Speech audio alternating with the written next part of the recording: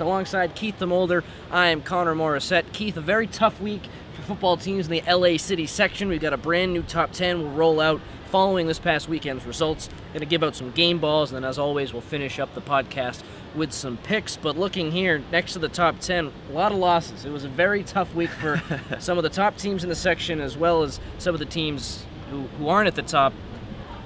Top to bottom, it was not good. Yeah, not a very good week for LA City section teams. Some of them beating up on each other, but a lot of non-conference games that went the other way. I mean, the top five remains perfectly the same, but a big addition to the bottom five. Absolutely. So, as always, before we get to the top 10, I'd like to shout out a team who doesn't make it and just say we're still thinking of you. And that is Carson this week. They beat Westchester 23-20. They didn't look very good on offense in the first half, 3 interceptions, and it wasn't a great performance from them, but the fact that they were able to stick it out and get a win. Remember with Carson, Keith, they will have some transfers on October 6th. They have like 12, and that'll be a big boost for them. So expect them to move into the top 10 then, but after watching them this past week, I'm not quite ready to put them into the top 10, but they're on our radar. Yeah, absolutely. I mean, Westchester's not a bad team either, and considering they still got the W even with those 3 interceptions, just shows their grit, but not to mention the fact that they're still pretty deep on their team. Without those 12 transfers, once they get them, should be a different ballgame. Into the top 10 now. The number 2 team last week was Palisades. They fall all the way to number 10. They lose at Southgate 32-31, a team they probably should have beaten. It's a tough game on the road for them. But let's be honest, Keith, they don't play too many tough teams. Southgate isn't really that tough of a team, but they did lose to them, so that's going to drop them all the way from 2 to 10, and I think that's fair. They have a big game against Huntington Park this week, and that is probably their biggest non-league game. So we'll see how that goes. That'll be a big indicator. Yeah, that'll be a big test for them if they can beat Huntington Park. Huntington Park undefeated right now. They've played some great ball as of late. That said, 32-31 loss, only a 1-point loss, so it could have gone either way. That said, Southgate, it should not have been that close, especially with that defense. We know how loaded they are, so they're trying to get back on the wagon this week. Number 9, Venice, they had a bye week, so the win that sticks out for me with them is the win against El Camino Real on the road, 18-15, so they're still living off of that one. This week they play Newbury Park, and that'll be a really tough game, but it's at Venice, so that'll be one we'll pick in a little bit, but Venice stays into the top 10. They're at 9. Yeah, I mean, when you don't have a game, you don't have much to see. But what we have seen of them has been some clutch play down the stretch, and they're hoping to get some clutch play with a hard non-conference game this Friday. 2 Division II teams in our top 10. The first is Roosevelt. They killed Mendez 48-0 this past weekend. They've been all over teams, undefeated at 4-0. They're one of the 2 Division II teams, Keith, and they're coming in at number 8. Yeah, absolutely. I mean, when you shut out an opponent, that's one thing, but then to score 48 points, they've been awesome on offense, on defense, all cylinders firing, and I'm really looking forward to their postseason play, and especially in league play coming down the stretch of the season. At 7, Banning, they played a tough non-conference game at home on Friday, and they got beat up a little bit. Los Alamitos hit them for 51 points. They lose 51-6. Not really too many positives you can say after a game like that, but the LA City section, not the deepest section in Southern California, so Banning's going to stay put because when they play teams who are on their level, they should win, and the games will obviously be a lot closer. Right, and Los Alamitos, they're no easy opponent. They kept it pretty tight with Long Beach Poly, so that just goes to show how deep of a team they are.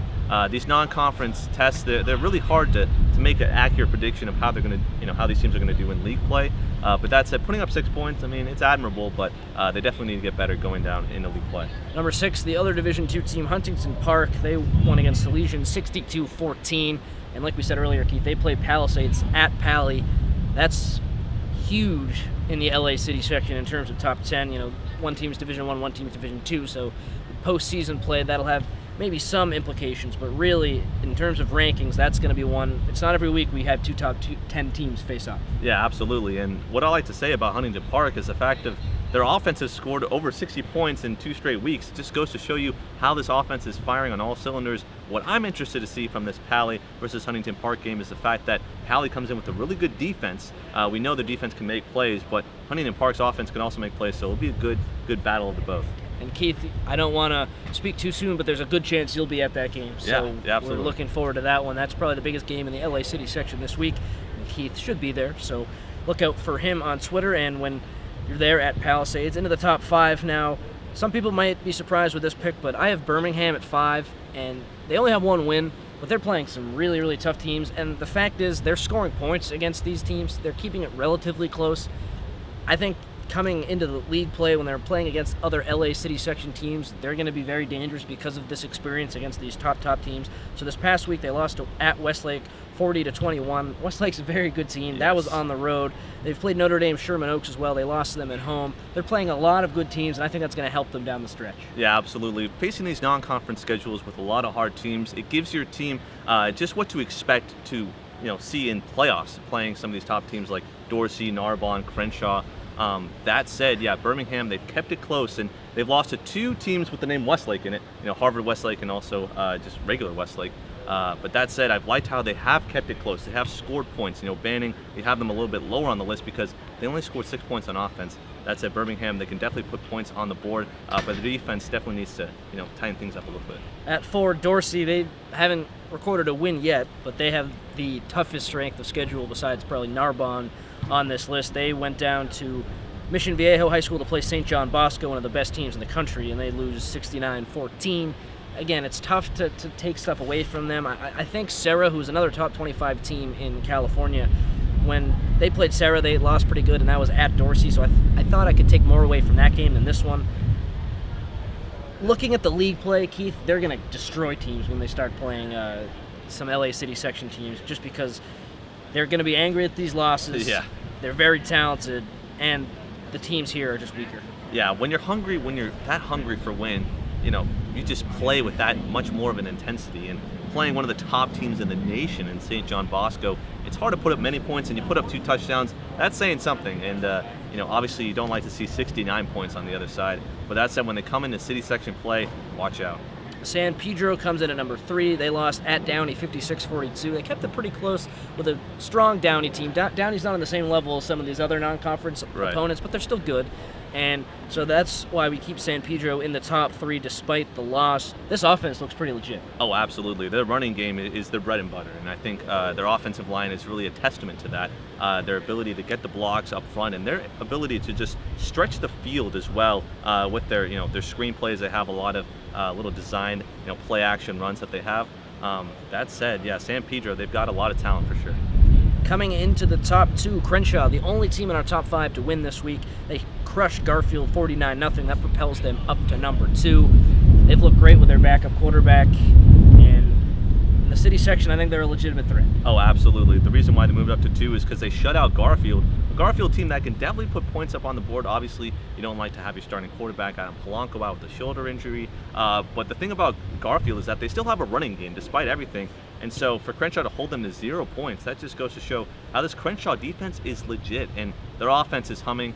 They're really dangerous. Yeah, Jared Greenfield, the backup quarterback for Crenshaw, who's doing so well for them. And at 1, Narbonne stays put. They played Centennial, another one of the top teams in the nation, and lost 52-6. So that was a tough performance from them. But again, Keith, I say this every week, that defense for Narbonne, it's just a step above any other defense on this list. That defense is the reason they'll be number 1 and why they should win the Open Division in the playoffs this year. It's just another level. Yeah, Centennial, that's a very tough opponent. Probably, top 5 team in Southern California overall. Obviously, 6 points, not the best you want to see from their Narbonne. offense is struggling. Yeah. Absolutely. And Jalen Chapman, he has the tools. He has all the ability in the world. He just needs to make sure to be focused and not turn the ball over. They have struggled with turnovers against Long Beach Poly. Threw a couple interceptions. They kept it close with them.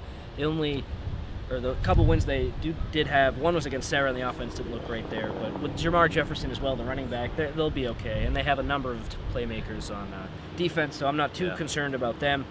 So, wrapping up the top 10. 10, Palisades. 9, Venice. 8, Roosevelt. 7, Banning. 6, Huntington Park. 5, Birmingham. 4, Dorsey. 3, San Pedro. 2, Crenshaw. And 1, Narbonne. Time for Game Balls. Who was the player of the week for you, Keith, in the LA City section? I'm going to start with you. I know I have mine. I was at the Carson-Westchester game, and we'll get to mine in a second. But who do you have? Yeah, so for me, it's the quarterback from Southgate, Ernie Arcia. He has 958 yards on the year and a big win over Palisades. Testament to him and his ability. He's a really accurate passer, but he can also do it on the ground. I love the way he led his team over Palisades. A huge win for them. And Southgate, they may be a dark horse in the section. So Ernie Arcia, you get a ball from me. If you were at the Carson against Westchester game, you know the name I'm about to read out.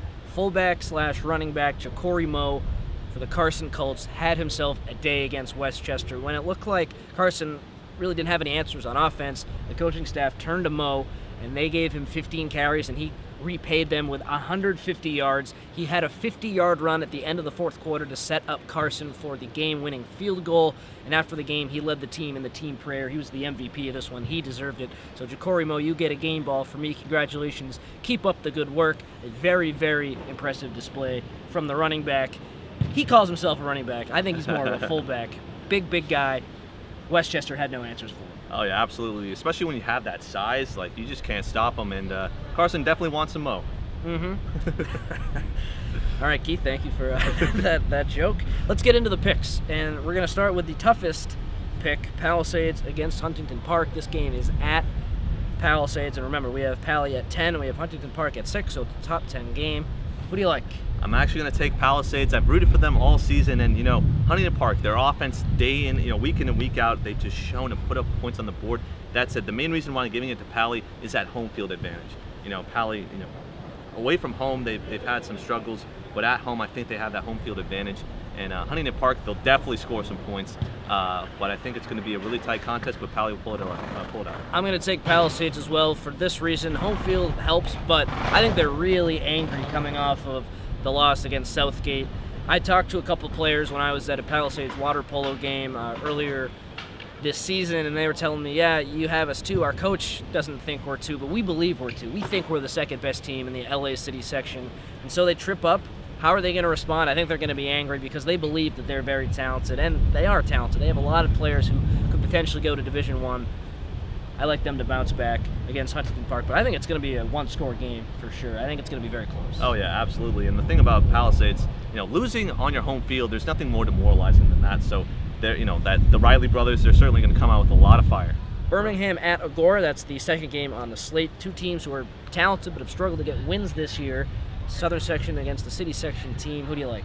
Yeah, I like Birmingham in that one. I think they pull the upset of the week against Agora at Agora. It's always tough to go on the road, but I think Birmingham, they have enough talent, and I don't see really any good wins from Agora this year, so I'm going to go with Birmingham on that one. I'm taking Agora. They're at home, and that's a big reason why. I picked Carson last week over Westchester because they were at home. When two teams are even, like I feel these two are, you got to go with the home team. So for me, I'm going to take Agora. Next pick, Newbury Park at Venice. Venice has been a dark horse. They're at number 9 on our poll this week, but Newbury Park, I think that you're going to lean this way. They're just a little too much for Venice, right? Yeah, offensively and defensively, they just have a lot more depth offensively, I think. Venice, they can certainly score points. We've seen their skill players, they've been unbelievable this year. But I think overall that Newbury Park, that defense is just way too loaded. I'm taking Newbury Park as well. It's going to be a tough game for Venice. We'll see if they can keep it close. If they are able to do that, that'll be a good testament to them. And if they win, obviously that's going to be incredible because Newbury Park is a very talented team. Last game on our slate, Hawkins at Banning. Hawkins just nothing like they were last season. They started over, so for them, you really can't pick them. You got to go with Banning. Yeah, absolutely. Absolutely. Hawkins right now, I believe that there was 14 players on their team, so a lot of them are two-way players, only 11 at a time. So that said, I think that Banning has way too much depth for Hawkins to handle, and hate to see Hawkins, a program that was unbelievable last season, years before, and now just decimated, but I have to go with Banning. That'll do it for the Week 4 football podcast. Only one disagreement on the picks between Keith and I. He likes Birmingham, I like Agora. Thank you so much for following along. We'll do this again next week. For Keith DeMolder, I'm Connor Morissette. We'll see you next time.